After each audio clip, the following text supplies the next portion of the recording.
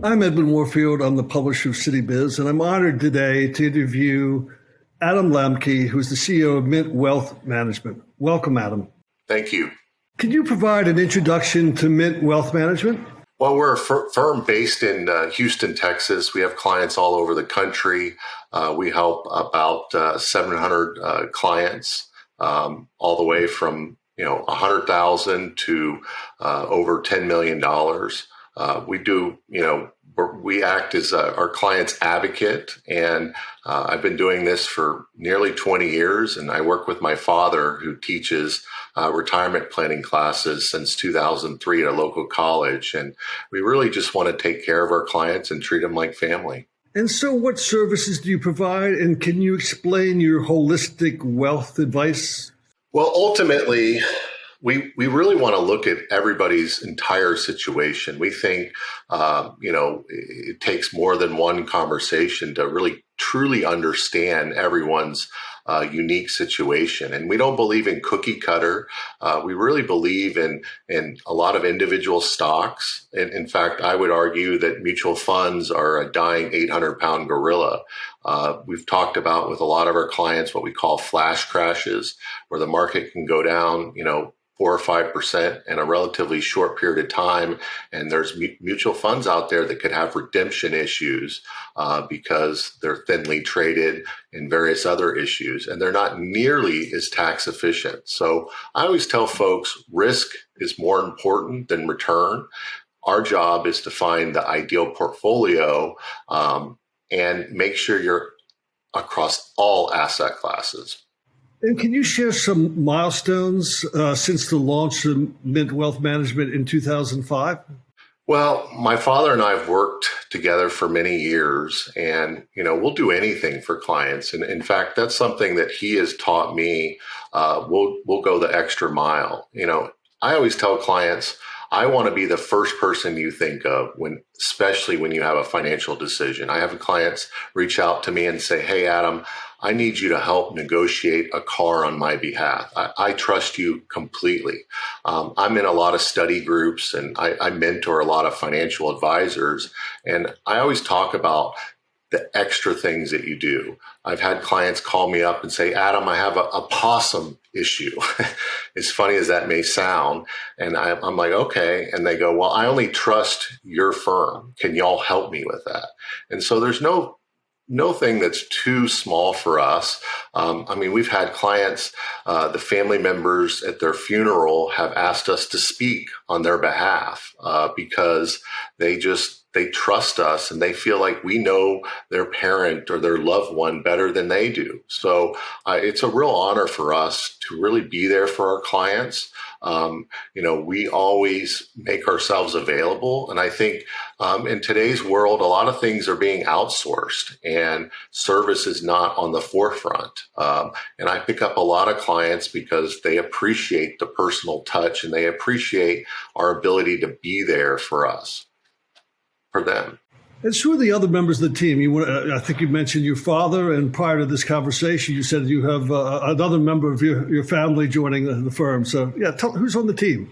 Well, my father, of course, we've worked together for many years, and I've enjoyed working with him. We call him Mr. Rogers because he's just got a great demeanor, and he's got a good bedside manner. And a lot of folks, they want to, when I look at hiring folks, they want to impress me with their knowledge. But what I look for is the soft skills. Can you relate to folks? I think that's really important. And I'm honored to, I'm going to bring on somebody that's been in the corporate environment for many years, 14, 15 years, worked at a very large publicly traded company, the 45th largest company in the world. And she's going to be joining us, and she's got a lot of skills. She's been highly successful in her job, but, with working with a global company, you're, literally having to be on calls at 4:30 in the morning with India and places like all over the world. And so that's actually happens to be my wife, and she's got an incredible work ethic, and I'm really excited. She's one of those folks that when she gives a compliment, they're not all the time, but they mean a lot. And recently she made a compliment to me and she said, Adam, I know you've been trying to recruit me for many, many years, but I think you've made it and I'm willing to work for you. And so I'm excited about that. And I've talked to some of the largest offices, family offices in the country that have firms like us. And I've been on a lot of Zoom calls lately and they've given me, how does it work? With working with your wife, and they've given me a lot of feedback that I appreciate. Understanding that your spouse they might have certain triggers, and you got to be a little bit different with them. But at the same time, I want to bring on people that are self-starters and have an incredible work ethic, and no job is too small for any of us. And then, of course, I also have my trusted assistant, Jennifer, who's worked at a lot of the largest wire firms in the country. She's got 15 years of experience. She's seen it all. And we're lucky to recruit her. And she's been on the team, and she's somebody that I rely on. And then we're also hiring, our interns and people that have interned for us. We're looking to hire a Texas A&M graduate that's got a finance degree. And he's getting all his licensing right now. But another thing that we've worked with, and I take a lot of pride in, is I always tell folks, we work with companies and we have a long-term strategic relationship with them over decades. And I think that's a big deal for a lot of folks, because there's a lot of turnover in this world. There's something that, I want to be, available to clients, but I also have to trust on my strategic partners. I provide a high level of service, and a lot of our clients appreciate that. I mean, I had just the other day, I had a client, hey, can you confirm my beneficiaries? And I was able to, forward that off to one of our partners, Robert, that I've worked with, and he's actually moving here to Houston to help better serve us. He's moving here from North Carolina. So, he helps provide me with the details. Like, client wanted to know his beneficiaries recently, and I forwarded with the email to him, and he was able to confirm the beneficiaries within minutes. So I'm a big believer in surrounding yourself by folks that are better than you. And one of the folks that I've worked with for many, many years works at a firm that they specialize in accounts over $1 million. And I was actually asked to speak at a event with other advisors, and I remember talking about the high level of service. They help manage everything, and when I got done with my presentation and I was going out to get my cab in New York back to the airport, this guy grabbed my shoulder, and it was the CEO of Royal Bank of Canada. And he goes, I really felt good about the purchase of one of the managers that you use extensively. But after hearing what you said, I know I made the right decision, because we can't compete with the level of service that you're describing. And it was like, wow, one of the largest banks in the world, he admitted that. And I think that's a challenge that we're going to have going forward. And so you play an active role in the community. In 2020, you had the Community Inspiration Award for Helping a Hero. You also teach. Tell us about your activities in the community, not only teaching, but some of the nonprofits. We support our veterans, and I think they've paid a price, and they keep us, protected. And so one of the charities that we work with closely, and we've donated money to and time to and traveled all over the country, is they build homes for wounded veterans, and they give them the home. And I think it's a beautiful thing to help folks that have really sacrifice more than certainly I have. But I think making a good living is nice, but giving to others is much more rewarding, especially when nothing is expected in return. I just really, I think that is key, is providing a legacy. And one of the things that's been really important to me is, my brother nearly died of COVID. And I made a conscious effort to say, hey, I want to publish articles. I want to spread my knowledge because I want to leave a legacy in this world, and I want to make it a better place. I mean, one of my favorite quotes is, well done is better than well said.